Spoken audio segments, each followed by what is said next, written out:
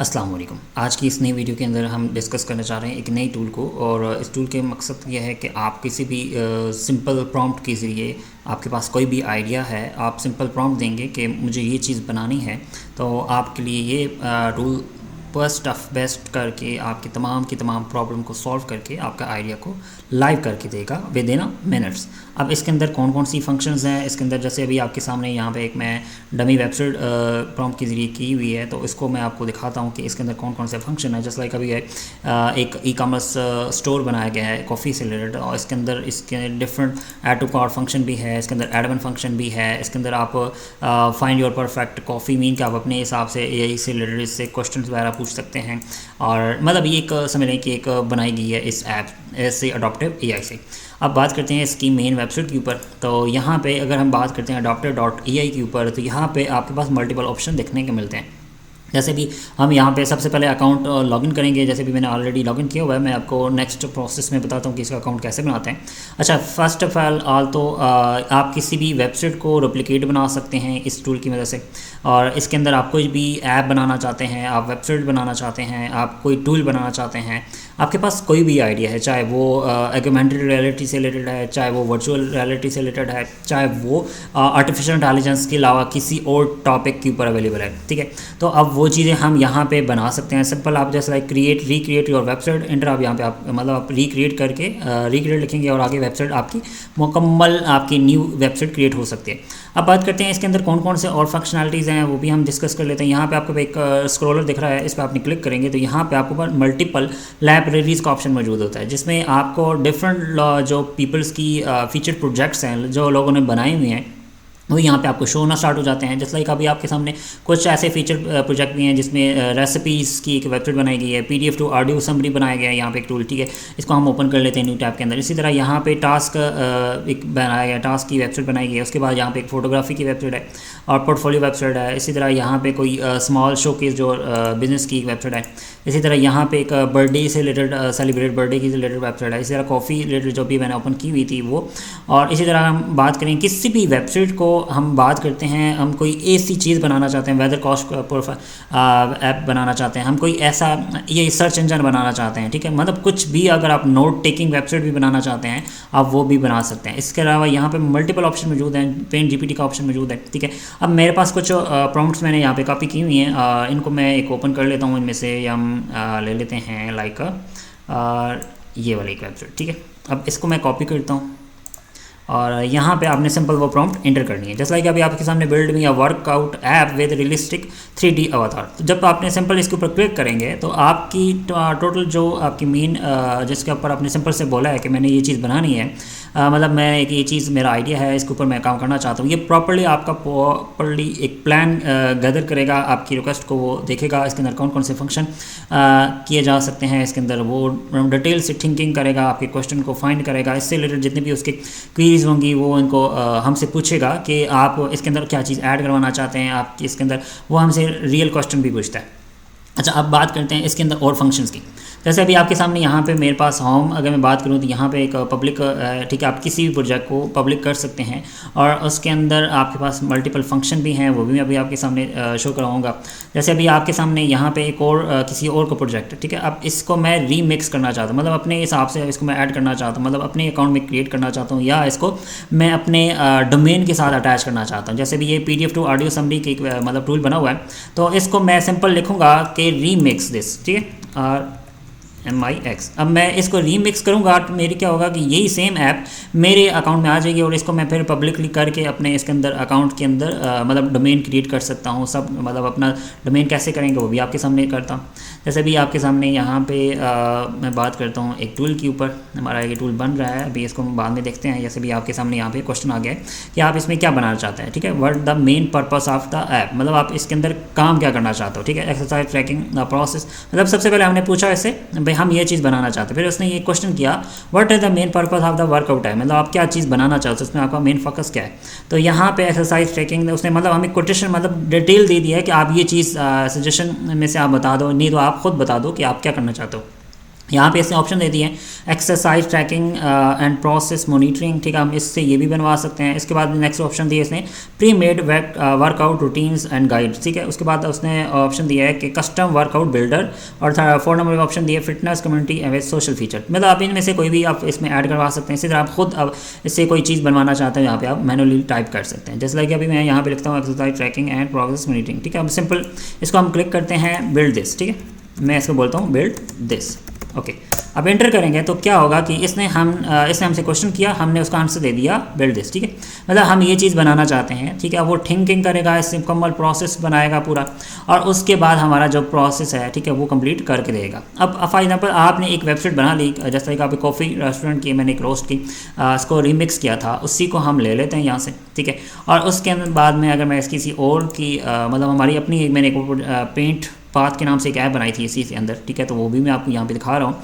तो इसी तरह यहाँ पे वेदर की भी एक ऐप है, ठीक है। जैसे भी आप एक सामने ना यहाँ पे हमने एक पब्लिक मतलब ई कॉमर्स वेबसाइट बनाई हुई है, ठीक है। इसको हम देख लेते हैं।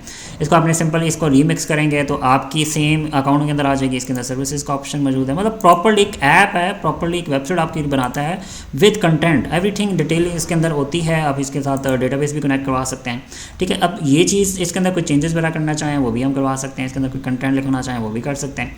अब बात करते हैं इसको मतलब किसी और के प्रोजेक्ट को या अपने ही प्रोजेक्ट को कैसे रीमिक्स कर सकते हैं। जैसे भी आपके सामने सिंपल इसको बोलना है रीमिक्स, ठीक है। रीमिक्स करेंगे तो या इसका नाम आगे लिख के रीमिक्स सिंपल, और आपकी जो वेबसाइट है वो रीमिक्स होना स्टार्ट हो जाती है। अच्छा, अब बात करते हैं कि इसके अंदर कौन कौन से और फंक्शन है। जब आप अपना रीमिक्स कर लेते हैं तो आपके पास यहाँ पे एडिटर का ऑप्शन मौजूद होता है कि आप इसके अंदर कोई ऐसी चीज़ें करवाना चाहते हैं, ठीक है, तो वो भी आप यहाँ से करवा सकते हैं। जैसा कि भी यहाँ पे कुछ चेंजेस वगैरह मैंने की थी। अच्छा, अब इसके बाद अगर आप इसको बैक करना चाहें, यहाँ पे आप सेटिंग में आएंगे, सेटिंग में क्लिक करने के बाद आप यहाँ से इसका नाम चेंज कर सकते हैं, इसका आइकन चेंज कर सकते हैं।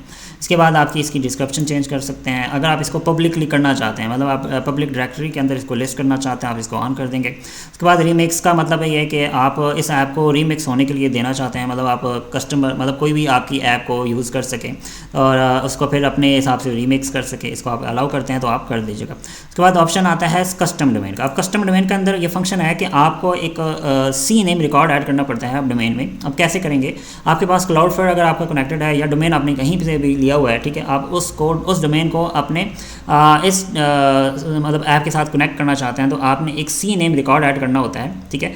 वो भी हम कर लेते हैं अभी आपके सामने।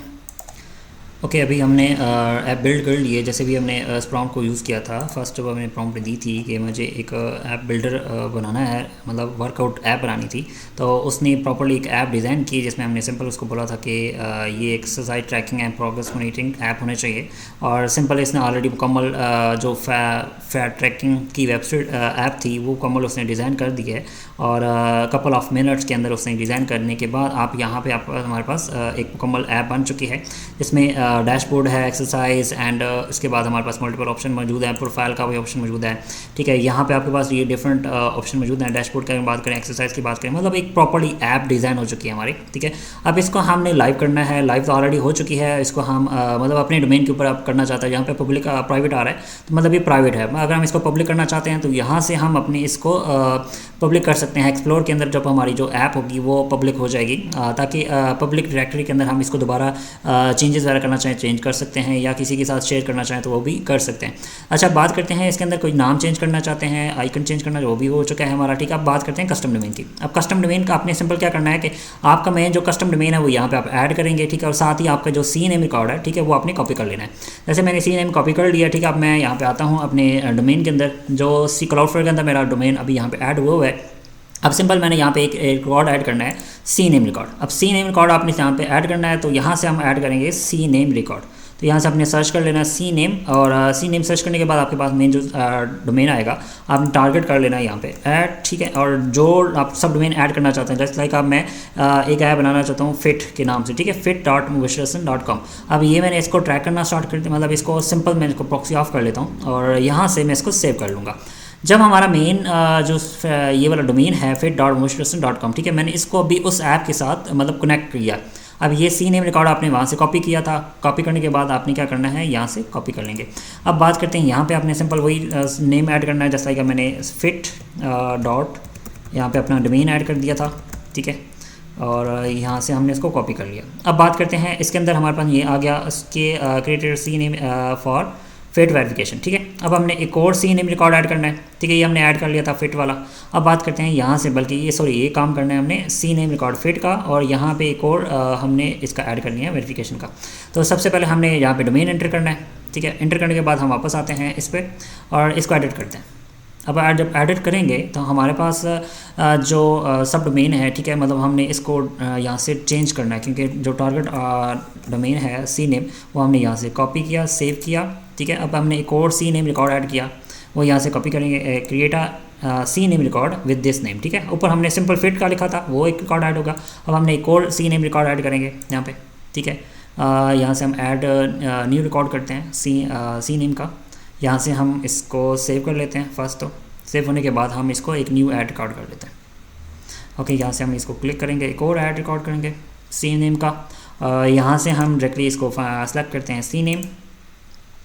ओके, यहाँ पे हमने टारगेट जो सेलेक्ट किया था उधर से कॉपी किया। अब उसके बाद हम जाते हैं यहाँ से जो फर्स्ट इसका जो है ना नाम, यहाँ से इसको हम कॉपी करेंगे, ठीक है।